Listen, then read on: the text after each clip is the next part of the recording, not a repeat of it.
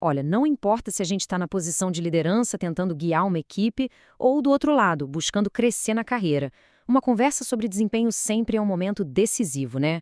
Mas como garantir que essa conversa seja justa, produtiva e, o mais importante, focada no futuro? Porque, vamos combinar, muita gente ainda vê esse processo como uma coisa burocrática, até meio intimidadora.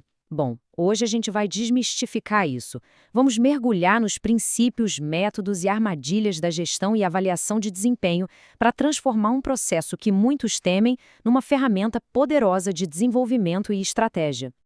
Para isso, nosso roteiro está dividido em 5 passos. Primeiro, a gente vai diferenciar a gestão e a avaliação.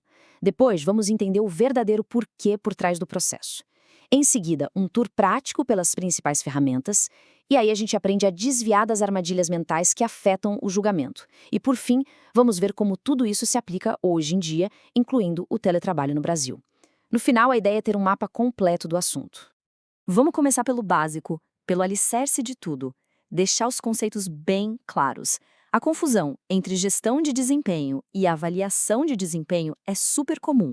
Mas olha, entender essa diferença é o primeiro passo para ter um sistema que funciona de verdade. E não é só um detalhe técnico, não. Isso muda completamente o jeito que uma organização encara o crescimento, o feedback e a própria estratégia. Então, aqui está o ponto crucial. Pensa na gestão de desempenho como um filme completo, sabe? Um ciclo contínuo, que nunca para. Ele começa no início do ano com planejamento, com alinhamento de metas, continua com check-ins e feedbacks ao longo dos meses, aquelas conversas para ajustar a rota, e ele culmina, sim, na avaliação de desempenho formal. Só que essa avaliação não é o fim da história. Pelo contrário, ela é a fonte de dados que vai alimentar o planejamento do próximo ciclo, identificando onde precisa de treinamento, onde tem oportunidade de desenvolvimento, ou seja, a gestão é o sistema estratégico, a avaliação é uma fotografia, uma peça essencial dentro desse sistema. Ok, agora que a gente já diferenciou os termos, vem a pergunta. Mas, afinal, por que a gente se dá ao trabalho de fazer uma avaliação? Muitas vezes ela é vista só como um mal necessário, um ritual burocrático de preencher formulário. Mas, se a percepção é essa, é porque o verdadeiro propósito dela se perdeu no caminho. Vamos resgatar isso? Essa frase aqui resume tudo perfeitamente. A avaliação não é um tribunal para julgar o passado, ela é uma ponte para o futuro. Pensa no atleta de alta performance vendo a gravação do último jogo com o treinador. O objetivo não é punir pelos erros, é? Claro que não. É identificar padrões, ajustar a técnica e planejar o treino para a próxima partida. A avaliação de desempenho funciona exatamente do mesmo jeito. É a gravação do jogo do mundo do trabalho. É uma ferramenta de desenvolvimento, não de punição. E com essa ideia de desenvolvimento em mente, quem é que se beneficia de um processo bem feito? Será que é só a organização que quer mais produtividade?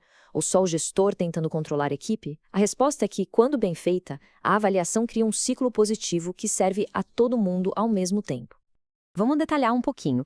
Para o indivíduo, é aquele momento oficial de receber um feedback estruturado, de alinhar as expectativas e de traçar um plano de desenvolvimento se perguntando onde eu quero chegar e como a empresa pode me ajudar.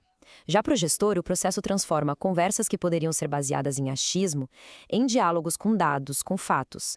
Em vez de "eu acho que", o gestor pode dizer, com base nesses resultados e comportamentos, isso deixa a liderança muito mais justa e eficaz.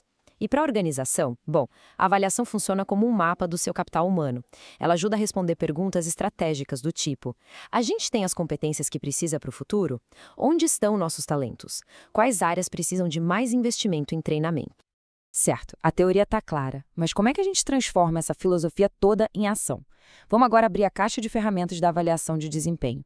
Existem dezenas de métodos, cada um com sua lógica. A gente não vai listar todos, mas vamos analisar 2 que são ótimos exemplos dos extremos: o clássico e o moderno, o simples e o complexo. Vamos começar com o mais tradicional de todos e provavelmente o mais conhecido: as escalas gráficas. Imagina aquele formulário clássico, sabe? Na vertical tem uma lista de critérios, os fatores de avaliação, como qualidade do trabalho, iniciativa, trabalho em equipe, e na horizontal, as notas, os graus de avaliação, tipo excede as expectativas, atende, precisa melhorar. O trabalho do gestor é basicamente marcar um X em cada linha. Simples, visual e bem direto ao ponto.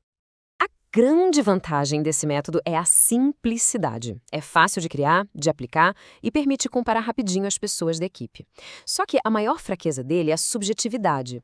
O que é ótimo em criatividade para um gestor pode ser só bom para outro, né? Não tem uma definição clara.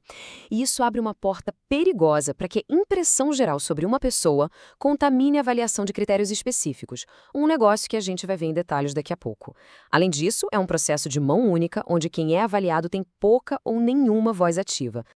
Agora, vamos para uma abordagem completamente diferente. A avaliação 360 graus parte da ideia de que um ponto de vista só, o do chefe, não é suficiente para capturar a complexidade do desempenho de alguém.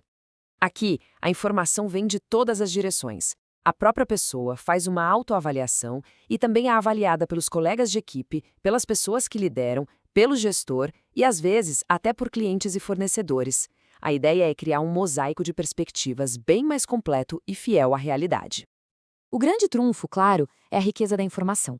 Múltiplas visões geram um retrato mais equilibrado e são uma ferramenta poderosíssima para o autodesenvolvimento.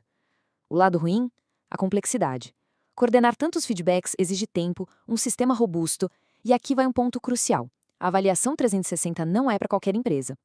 Ela exige um ambiente de muita confiança, de segurança psicológica, onde o feedback é visto como um presente e não como uma arma. Sem essa cultura madura, o método pode gerar mais conflito do que crescimento. Isso nos leva a um ponto crítico. Não importa o quão sofisticado seja o método, o sucesso dele depende do ser humano que o aplica. E todos nós, sem exceção, estamos sujeitos a vieses cognitivos, sabe? Aqueles atalhos mentais que o nosso cérebro usa para simplificar o mundo.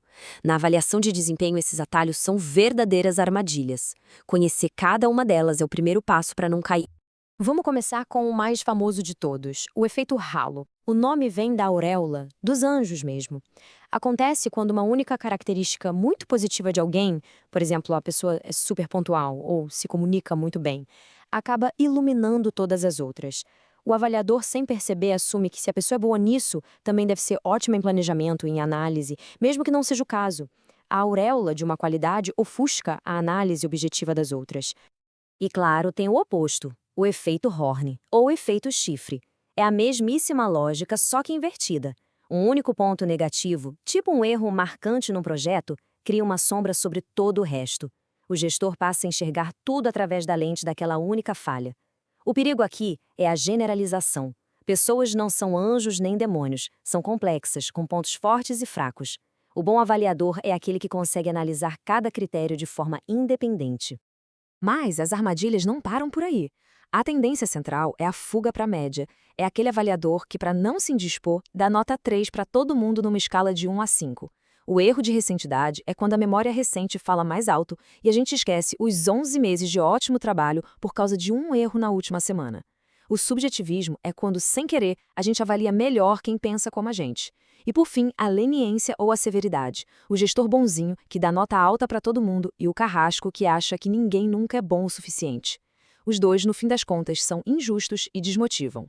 Para fechar, vamos conectar tudo isso com o mundo do trabalho de hoje. A ascensão do trabalho remoto e novas regras trouxeram outros desafios e contextos para a gestão de desempenho, especialmente no setor público brasileiro, exigindo uma adaptação bem rápida e inteligente.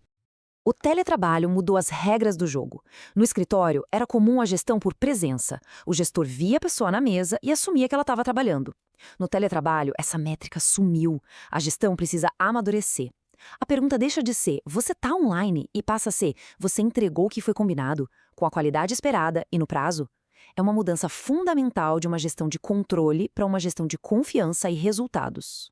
E no Serviço Público Federal, essa modernização foi formalizada pelo Decreto 11.072 de 2022, que criou o Programa de Gestão e Desempenho, o famoso PGD. Historicamente, o controle de frequência sempre foi um pilar da gestão pública. O PGD é uma virada de chave, reconhecendo oficialmente que, para muitas funções, o que gera valor para a sociedade é a entrega de resultados e não o cumprimento de um horário rígido dentro de um prédio. E esse decreto estabelece regras bem claras. A autorização ser uma decisão da administração garante que o teletrabalho seja usado de forma estratégica. O plano de trabalho é a espinha dorsal de tudo. Sem metas claras, a gestão por resultados não funciona. É o contrato de confiança. A regra de não haver custos adicionais busca um equilíbrio. O servidor ganha flexibilidade, mas o Estado não assume novos custos. E, por fim, a vedação a certos pagamentos, como periculosidade ou noturno, adapta a lei, já que esses adicionais estão ligados ao ambiente de trabalho físico, que não existe no teletrabalho. Para a gente fechar nossa análise de hoje, vamos recapitular. A gente viu a diferença crucial entre gestão, o filme todo, e avaliação, a fotografia. Entendemos que o propósito dela é ser uma ponte para melhorar o desempenho futuro, beneficiando o indivíduo, o gestor e a organização.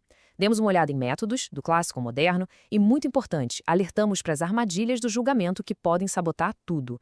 Por fim, vimos como isso se aplica na prática do teletrabalho com o PGD no Brasil. O ponto central é que o mundo do trabalho não para de mudar. Fica aqui uma reflexão prática. No último ciclo de avaliação em que participou, algum desses vieses que a gente discutiu esteve presente? Isso nos deixa com a pergunta final. À medida que o trabalho evolui, como nossos métodos de avaliação de desempenho devem evoluir junto? A busca contínua por essa resposta é o que mantém a gestão de pessoas relevante, justa e, de fato, estratégica.